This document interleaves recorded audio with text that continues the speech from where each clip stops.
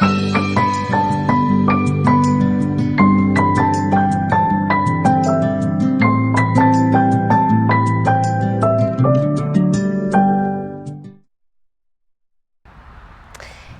Bulldog Gardeners.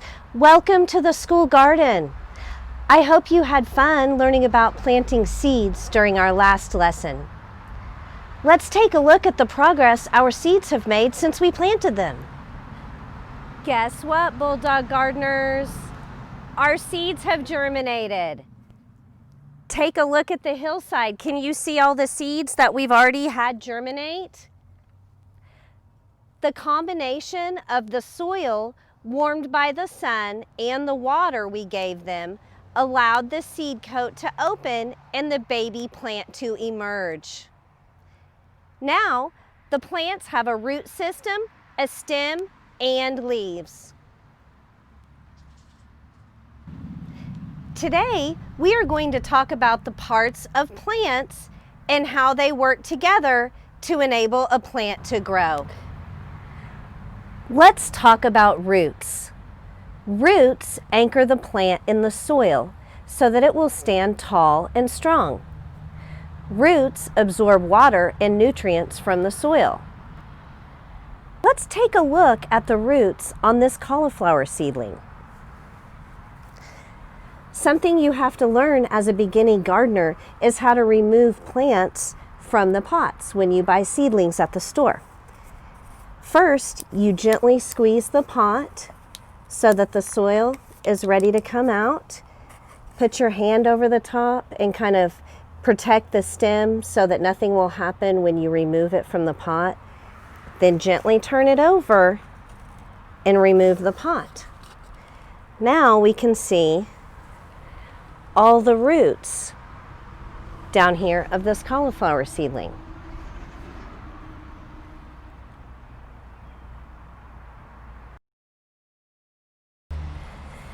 Next, let's talk about stems. Stems transport water up the plant from the roots and transport food to the rest of the plant from the leaves.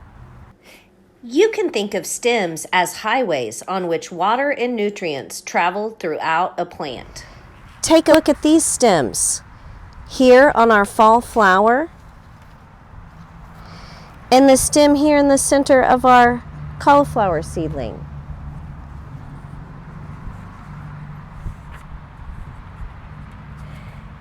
It's fun to think about the plant parts we eat. We eat roots, stems, leaves, fruits, and seeds. Can you think of any examples of these? I'm going to list some plant parts, and you see if you can guess which parts we eat. Sunflower, lettuce, corn, carrots, celery. If you guess seeds for sunflowers, you are correct. If you said leaves for lettuce, you're also correct. Did you know that when we eat corn, we are eating seeds? And of course, carrots are a root. When it comes to celery, we eat the stems. Good job! Plants have life cycles, which we talked about last lesson. From germination to a plant becoming a seedling, to a plant producing flowers, fruits, and seeds. There are really neat plant parts that make all of this happen. Flowers are showy parts that have colors and scents which attract pollinators. Pollinators help the flower make seeds by spreading pollen around.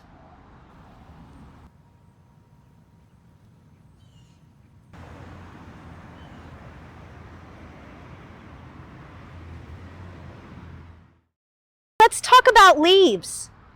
Let's look at some examples of leaves here in our school garden. There's leaves on our milkweed plant.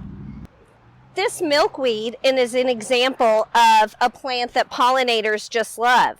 Our milkweed is playing an important part in our monarch butterfly migration right now. Milkweed is where you'll find the monarch's eggs and where the chrysalis will hang. Leaves here on our fall flowers, our pansies.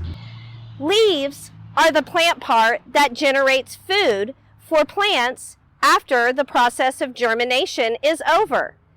Leaves make food for plants through a process called photosynthesis.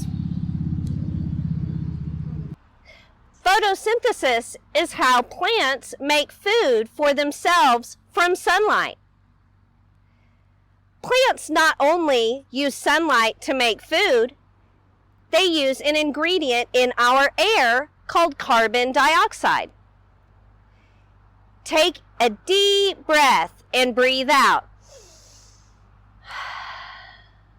You just breathed out carbon dioxide. Did you know that when you are breathing out, you are providing plants with an essential element in their growth? Yes, that's right. Something else that is neat is that when plants breathe out, they are breathing out oxygen. And oxygen is what you and I need to live. Plants take our carbon dioxide by absorbing it through their leaves. When they absorb carbon dioxide along with sunlight, they are able to make sugar. That sugar feeds the plant. And as they do all of that, they are sending oxygen out of their leaves for us to breathe. And that is called photosynthesis. I'm here near our late season tomato plants. There's a pepper plant and beans just behind me. It's the perfect place to talk about fruit. Fruit are the fleshy parts that hold the seeds. Seeds are an important step in the life cycle of most plants. Inside of every seed is a baby plant. Check out the seeds in our pepper. Inside the fruit here of our pepper plant, if you can see the seeds. And remember, the fruits and the seeds all come from the flowers. When this tomato plant is growing its flower, this ends up being the top of the tomato, and the tomato fruit goes right out of the flower. The seeds are inside. Here's a few beans we just harvested. Inside of every bean pod, you probably know when you eat beans, it's where you find the seeds.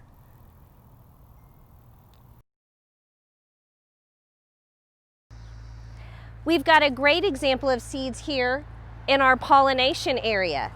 Look at the seeds from our milkweed plant. They grow in a pod and they're released about this time of year because a lot of the plants in our pollinator bed release their seeds in the fall. They sit all winter and come back up in the spring. So our plants are always recycling themselves here in our pollinator bed. We don't have to replant. The plants do that for us. And here's a great example of seeds in a seed pod from our milkweed plant.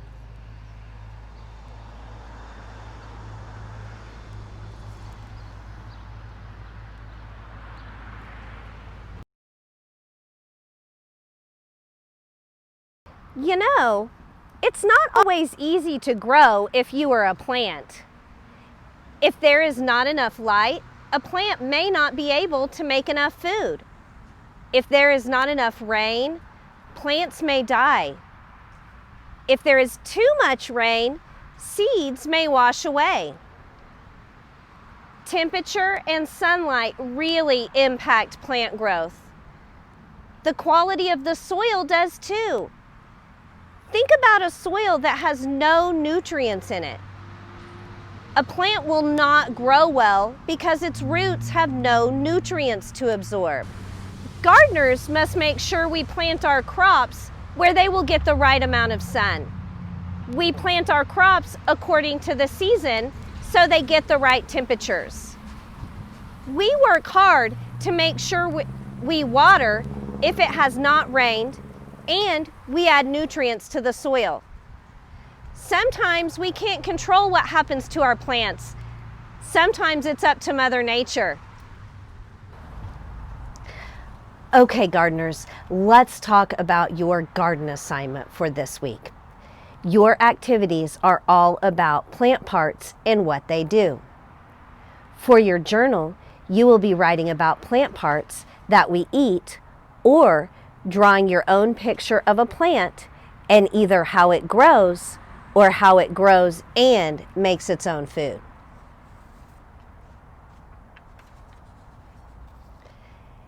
There are a few really fun video links that we suggest for this lesson. Be sure to check them out.